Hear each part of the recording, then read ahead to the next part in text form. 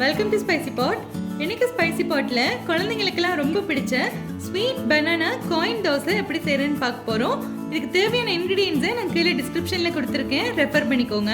இப்போ வாங்க ரொம்ப குயிக்கா ஹெல்த்தியா செய்யக்கூடிய இந்த பிரேக்ஃபாஸ்ட்டை எப்படி செய்யறதுன்னு பார்த்துடலாம்.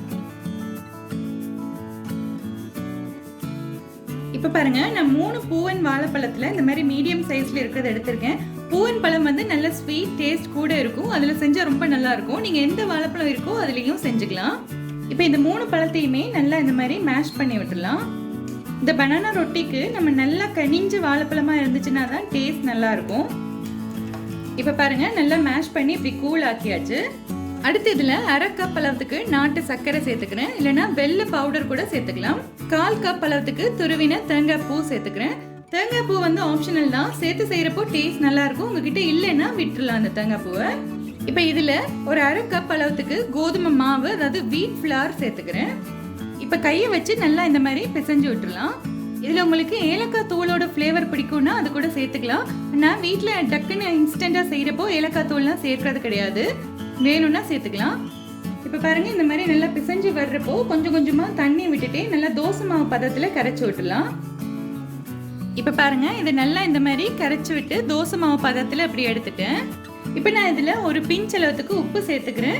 ஏதாவது இனிப்பான ஐட்டம்ல நம்ம உப்பு சேர்த்து செய்யறப்போ இந்த இனிப்பை வந்து கொஞ்சம் தூக்கலா எடுத்து கொடுக்கும், அதுக்காக தான் கொஞ்சமா உப்பு சேர்த்துக்கிறோம்.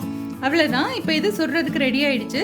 நீங்க இன்ஸ்டன்டா சுடுறதுன்னா சுட்டு எடுக்கலாம், இல்லைன்னா ஒரு 10 நிமிஷம் விட்டுட்டு கூட சுடலாம். நான் இன்னைக்கு உங்களுக்கு இன்ஸ்டன்டாவே இதை சுட்டு காமிக்கிறேன். இப்போ பாருங்க, ஸ்டவ்ல ஒரு தோசை தவா ஒன்று வச்சிருக்கேன். தவா வந்து ரொம்ப ஹீட் ஆகக்கூடாது, மீடியம் ஸ்லோ ஃப்ளேம்ல வச்சுதான் நம்ம இதை சுட்டு எடுக்கணும். பாருங்க, இந்த மாதிரி நான் கொஞ்சம் கொஞ்சமா ஊத்தி குட்டி குட்டி ரொட்டியா சுட போறேன்.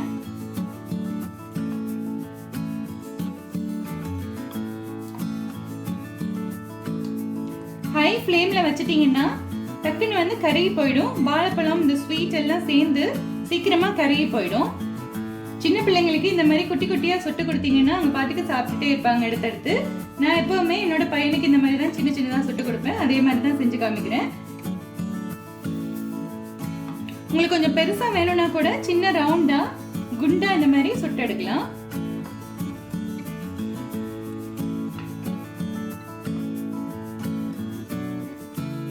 இப்ப அடுத்து பாருங்க, நான் கொஞ்சமா பட்டர் சேர்த்துக்கிறேன். நெய் இல்லைன்னா பட்டர் சேர்த்து சொல்றப்போ இந்த வாழைப்பழத்தோட டேஸ்ட்டுக்கு அது ரொம்ப நல்லா வரும். உங்ககிட்ட இல்லைன்னா எண்ணெய் யூஸ் பண்ணிக்கலாம், ஒன்றும் பிரச்சனை இல்லை.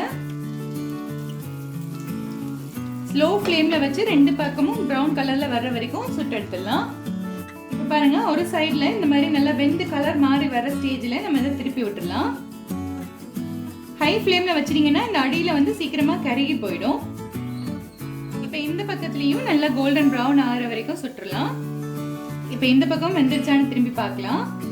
பாருங்க, அவ்வளவு அழகா ஒரு கோல்டன் ப்ரௌன் கலர்ல வெந்துருச்சுன்னு எல்லாத்தையுமே திருப்பி விட்டுலாம். அப்படி இந்த பட்டர்லயே நம்ம இதை சுட்டு எடுத்தது நல்ல ஒரு வாசனை வருது. அவ்வளவுதான். பாருங்க, இது நல்ல கோல்டன் ப்ரௌன் கலர்ல சூப்பரா வெந்துருச்சு. இப்ப நம்ம இதை ஒரு பிளேட்ல எடுத்து சர்வ் பண்ணிடலாம். இப்ப பாத்தீங்களா ஃப்ரெண்ட்ஸ், ரொம்ப ஈஸியான இன்ஸ்டன்டான ஸ்வீட் பனானா காயின் தோசை ரொம்ப சூப்பரா ரெடி ஆயிடுச்சு. பாருங்க, இதை நான் ஓபன் பண்ணி காமிக்கிறேன். நம்ம வாழைப்பழ அப்பம் எல்லாம் வீட்டில் செய்வோம்ல, அதே மாதிரி தான் இருக்கும் டேஸ்ட். ஆனால் வந்து இது குட்டியா எண்ணெய் கம்மியா தோசைக்கல்ல விட்டு சுட்டு எடுக்கிறோம். நீங்களும் இந்த வாழைப்பழ தோசையை உங்க குழந்தைங்களுக்கு செஞ்சு கொடுக்க, குட்டி குட்டியா காயின்ஸ் மாதிரி இருக்கிறது ஒரு வாய்க்கு ஒன்று எடுத்து சாப்பிடுவாங்க, ரொம்ப இன்ட்ரெஸ்டிங்கா இருக்கும். இந்த ரெசிபி உங்களுக்கு பிடிச்சிருந்துச்சுன்னா என்னோட சேனல் சப்ஸ்கிரைப் பண்ணுங்க, மறக்காம கமெண்ட் பண்ணுங்க, அப்படி உங்க ஃப்ரெண்ட்ஸ் அண்ட் ஃபேமிலி கூட ஷேர் பண்ணுங்க. நன்றி.